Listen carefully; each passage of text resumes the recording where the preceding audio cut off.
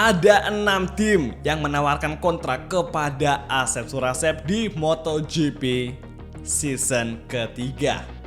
Sayangnya kita yang kemarin ingin pindah di pertengahan musim itu nggak bisa karena fitur ini sudah lama nggak ada di MotoGP game. Terakhir MotoGP 20 kalau nggak salah ya guys ya.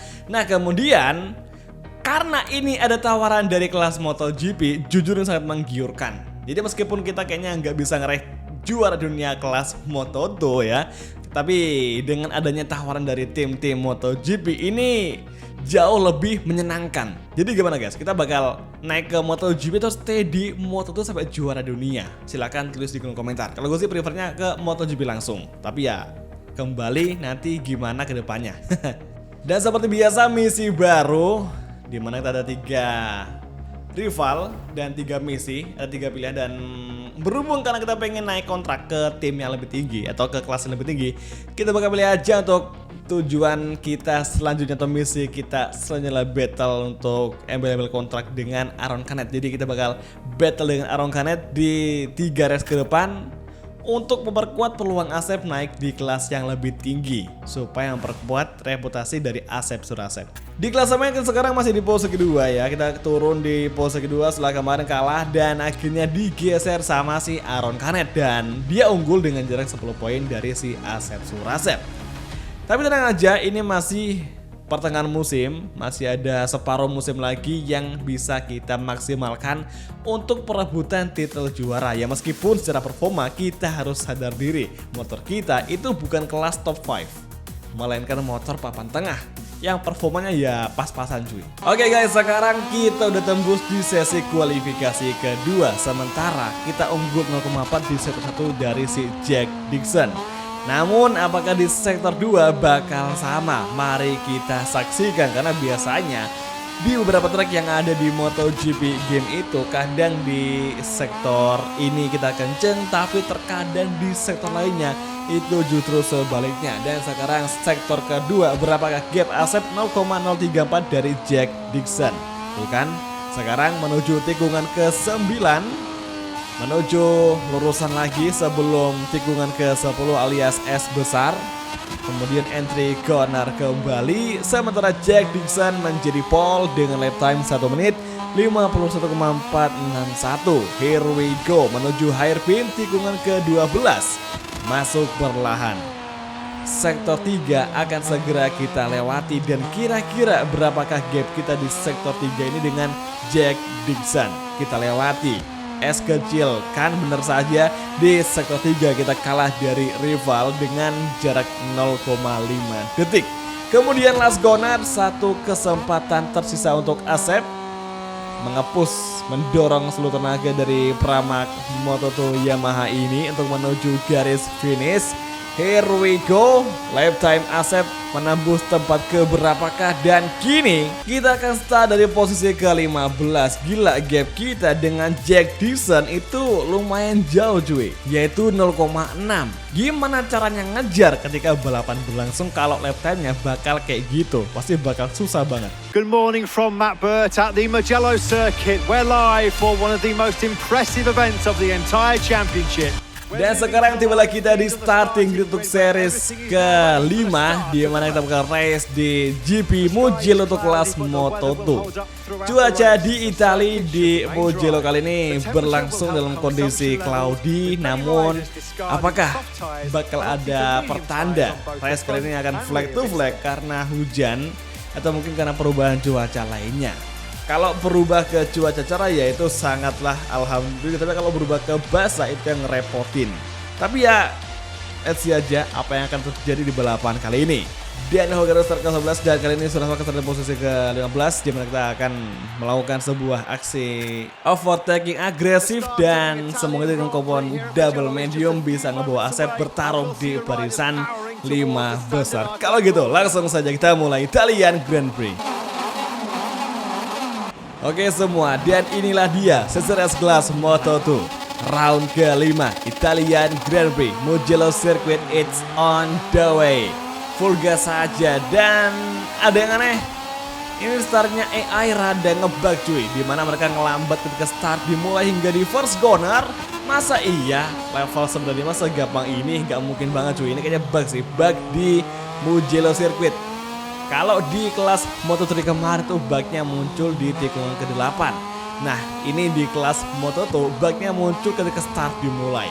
Exit corner, urusan Lewandowski fighting, dan kini Marco Ramirez di belakang dengan gap 0,8. Nah tapi biasanya dari segi kasus yang pernah gue alamin kayak gitu, biasa mereka hanya ngelambat ketika awal-awal balapan.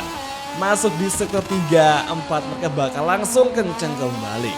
Sekarang tikungan ke-7 masuk perlahan, kemudian masuk dengan gear 3 menuju tikungan ke-8, sektor ketiga awal. Here we go.